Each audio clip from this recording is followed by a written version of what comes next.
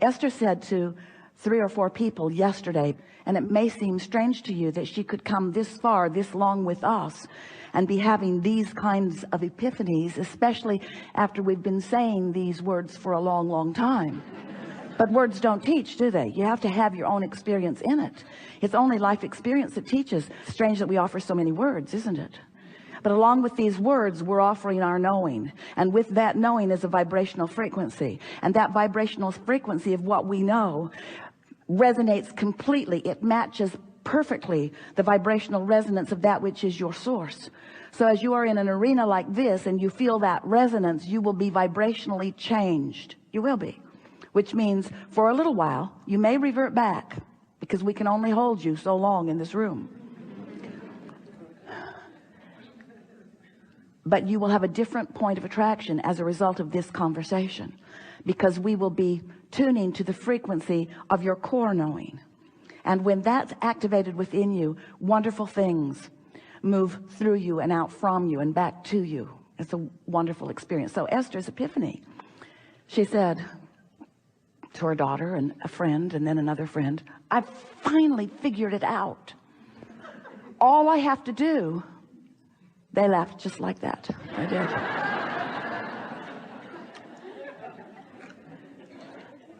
All I have to do is decide what I want and talk myself into it. We have enjoyed this interaction immensely. That's everything, you know. She also, it occurred to her that as she is thinking about a future experience, meaning a not yet manifested experience, that those thoughts flow freely. Something about that future experience is free-flowing and therefore delicious to contemplate. But then when she found herself trying to bring it into the now before it was ready to reveal itself to her, so she was trying to figure out what to do, when to do it, and who to do it with, and how to go about it.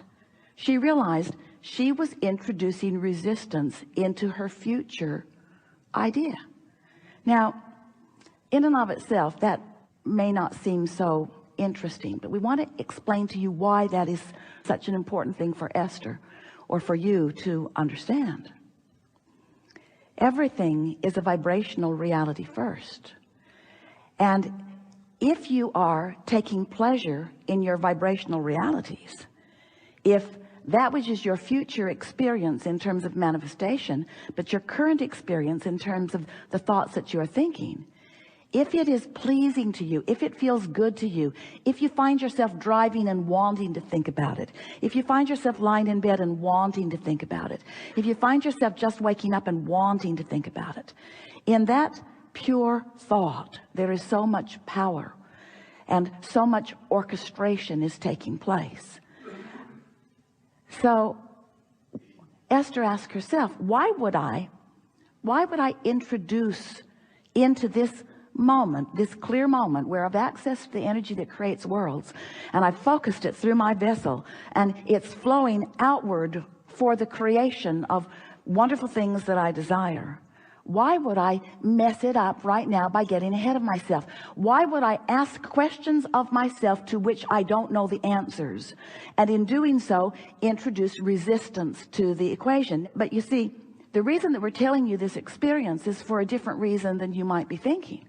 Because Esther's epiphany was not about the creation of that. It wasn't about the realization of that. It wasn't about the manifestation of that. It wasn't about the actualization of that. It wasn't about the demonstration of that.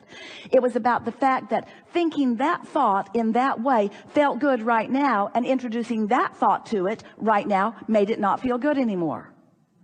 Can you hear what we're getting at? It wasn't about what it was going to later on create. That's a given. What it's going to later on create is for sure, for sure, for sure. There is nothing that you cannot be or do or have if you want it and you talk yourself into it.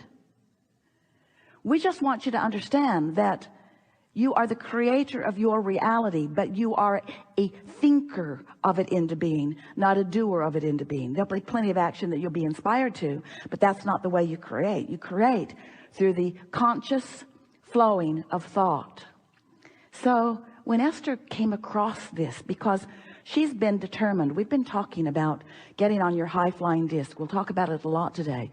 Waking up first thing in the morning, and before any worrisome thought or any troublesome thought or any past memory or anything that could muddy your waters begins, to just proclaim to yourself and to the universe that today you are anew. You've pushed the reset button. You are like reborn. And today, right now, in this moment, you are in a high flying vibration, because in this day you have not yet introduced any resistance into the equation, and you didn't carry it over from yesterday. That's the most important thing that we want to say to you. During the night, you stopped the momentum as you slumbered. So when you awaken in the morning, you're in that high-flying place for sure, if you will focus there and allow yourself to be there. We'll talk more about how to get there. Esther said to us the other day, Abraham, I refuse to accept that if I wake up in the morning and I'm on my high-flying disc, and then something occurs to me and I begin to ponder negative things, and then I lose my connection to that high-flying feeling, I refuse to accept that I have to wait clear until tomorrow morning to get back on. And we say, you don't have to wait clear until tomorrow morning to get back on. There are all kinds of tools. It's just easier first thing in the morning. And so Esther's been playing that game every morning, waking up. And it's quite funny because she's by herself. And so she awakes, and then she announces to herself, I'm awake. Like somebody in the other room needs to know. I'm awake and I'm coming in. I'm coming in and I'm high flying. So get ready. Prepare yourself for the silliness, or for the fun, or for the high flyingness of that which is me, because that's where I am and that's where I mean to stay. So as she has been for about 6 weeks now, waking up in a really steady determination to be high flying, and then doing her best to stay there. We've been saying to you that 17 seconds begins another new momentum. Have you been hearing us say that? So Esther says to herself, if anything occurs to her that's a slight deviation from feeling good, she gives herself 17 seconds to get over it. 17, 16, 15. She told a friend the other day, I have something to tell you and I only have 17 seconds to say it in, so I need your undivided attention because this is going to be fast. So since Esther's been playing this game where she's been really decided, determined to get on that high-flying disc, wanting very much to wake up there, acknowledge that she is there, and then milk it as best she can in order to stay there. Every morning, more momentum. Every morning, more momentum. Every morning, more momentum. And by that we mean more momentum in her ability to wake up there and stay there longer. The first day she didn't even make it till breakfast. Second day either. By the third day, she was doing better and better. By the first week, she could maintain herself there. By the second week, she was so looking forward to going to sleep so that she could wake up knowing for sure that she was there.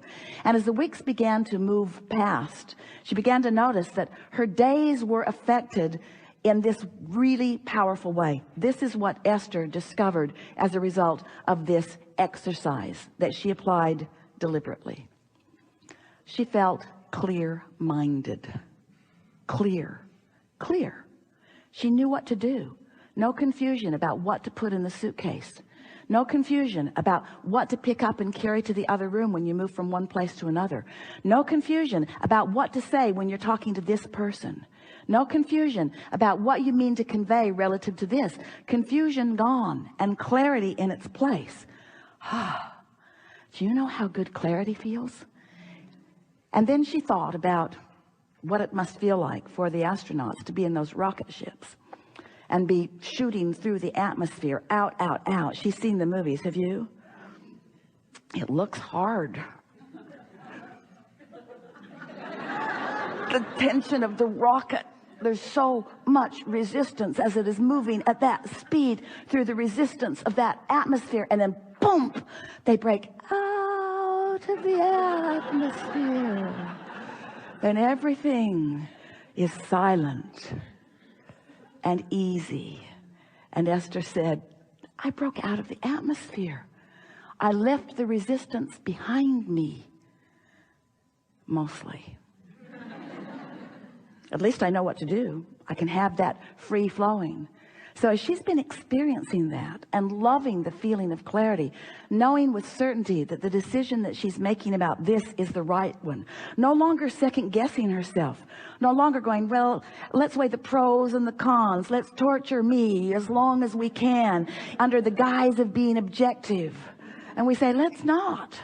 Let's think only about what you want and why you want it. Why introduce into a perfectly wonderful futuristic thought present tense? Why introduce the reality?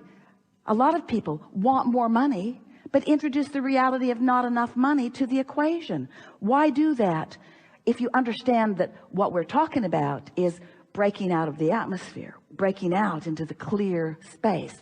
What we're talking about is the feeling of clarity, the feeling of alignment, the feeling of knowing, the feeling of well-being, the feeling of love, the feeling of ease, the feeling of passion.